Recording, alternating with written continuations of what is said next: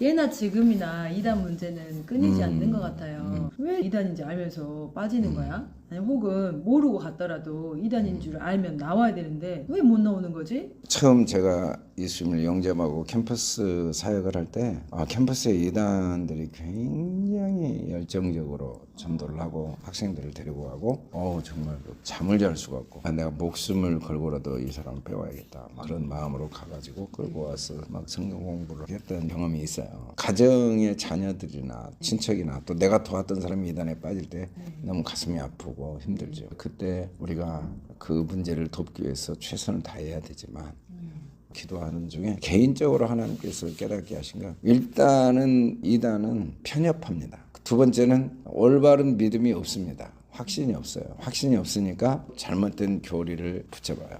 이단들의 공통점이 뭐냐면 돌팔이하고 똑같거든요. 돌팔이들은 이거 먹으면 다 끝난다. 만병통치약을 하나 주잖아요. 이단들은 고민하는 사람들에게 문제 해결 방법을 단순화시켜줬단 말이에요. 이만희만 믿으면 끝난다.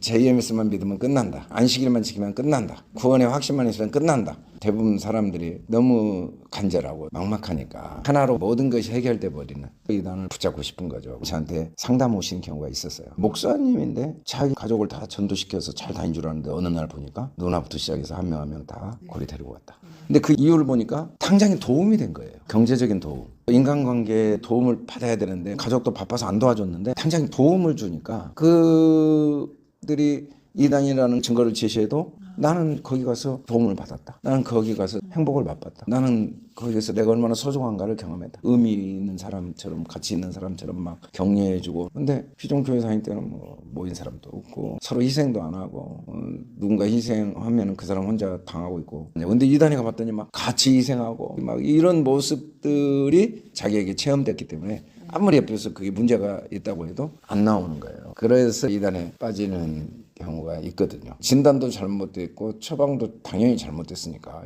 시간이 지나면 부작용이 많죠. 가정의 부작용, 자녀의 부작용, 또 인간관계 부작용, 가치관의 부작용, 행동의 부작용. 그래서 이단들은 과격하고 굉장히 집단 이기주의적이고 극단적인 행동을 하게 된다는 점에서 굉장히 안타까운 모습이죠. 근데 이게 기독교로 보면은 이것은 암세포나 잡초 마찬가지라고 볼 수 있어요. 근데 암세포를 없애고 잡초를 없애는 것도 중요한데 그러다 보면 건강한 세포에도 피해를 많이 주듯이 우리가 이런 문제들을 기회로 삼아야죠.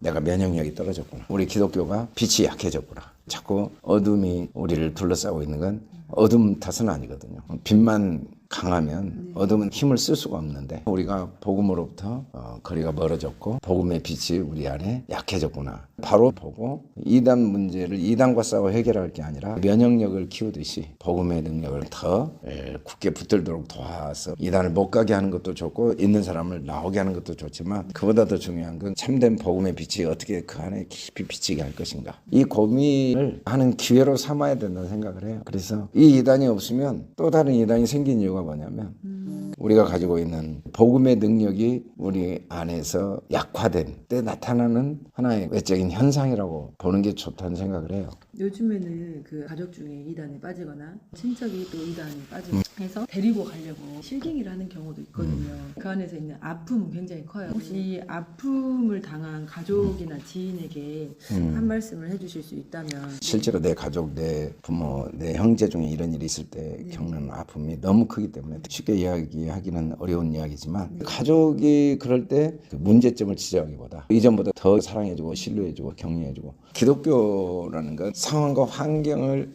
바꿔주는 수준이 아니다. 나의 내면을 바꿔주는 거야. 그래서 탄력력을 길러주는 게 기독교다. 부활의 생명력이라는 건 무한한 탄력성이거든요. 어떤 상황에서도 뭐 얼마나 넘어졌느냐 그건 관심이 없어요. 항상 다시 일어날 힘이 공급되어지는 게 기독교고 또 삶의 노하우가 어떤 경우에도 그 속에 하나님의 함께 하심을 확신함으로써 그 상황 속에서 의미와 가치를 창조해내고 또 감사와 기쁨과 소망을 만들어내는 능력이 기독교인데 이제 기독교가 너무 이런 본질, 복음의 능력, 부활의 능력 어떤 나의 삶의 면역력이나 이 탄력성이나 어떤 수용력이나 이런 그 힘을 길러주는 쪽보다 어떻게 하면 좋은 직장 잡고 어떻게 하면 이 세상에서 남들에게 인정받는 실력 경제력을 갖추고 외적인 결과를 만들어내느냐.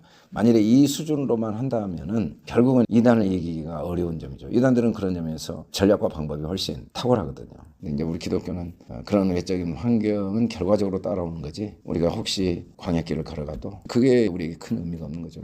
그러면 계속 다니라고 해야 되냐? 당연하죠. 못 다니게 한다고 나오지 않는다니까요. 못 다니게 할수록 거기에 더 뿌리를 내려요. 만일에 못 다니게 하면 내가 어리석어서 저기를 잘못 선택했구나라는 걸 인정해야 되니까 그게 너무 비참한 거죠. 부모 말씀대로 내가 어리석고 미련해가지고 저런 이단에나 속한 자기 자신이 비참하니까 그 이단의 교리를 더 굳게 붙잡아 버리는 거예요. 근데 너 거기 선택한 거 아무 문제가 없고 그럴 수 있어. 누구나 그럴 수 있어. 하나님 그것까지도 다 합력할 사람이 이루셔. 그냥 과정이야. 라고 계속 대하면 이제는 자기가 속한 이단의 문제 자체에 관심을 갖죠. 아, 우리가 뭐가 문제가 있지. 그래서 문제가 있구나 없구나 하고 나올 수 있는데 이제 나오라고 하면 이단의 문제는 관심이 없고 내가 어리석은 선택을 했냐 안 했냐에만 초점이 맞춰져서 이렇게 미련하고 어리석은 선택을 한 사람으로 끝날 수는 없어. 그런 쪽으로 가기가 쉬우니까 아무리 내 가족이어서 가슴 아프고 힘들어도 나오라 하기보다 이제라도 정공법으로 가야죠. 더 사랑해주고 더 축복해주고 더 믿어주고 더 이해해주고 더 믿음을 심어주려고 방향을 잡아야 된다고 봐요. 아프지만 그래도 예수님의 십자가의 길을 걸어가야겠죠. 왜냐하면 우리에게는 삶의 노하우가 있으니까. 우리에게는 하나님의 진리의 빛, 복음의 능력이 있으니까. 그런 점에서 이단 문제를 통해서 복음의 능력이 내게 얼마나 약화됐는가를 살피고 하나님께 대한 믿음과 소망과 사랑이 더 뿌리가 깊어지고 견고해지도록 돕는 거죠.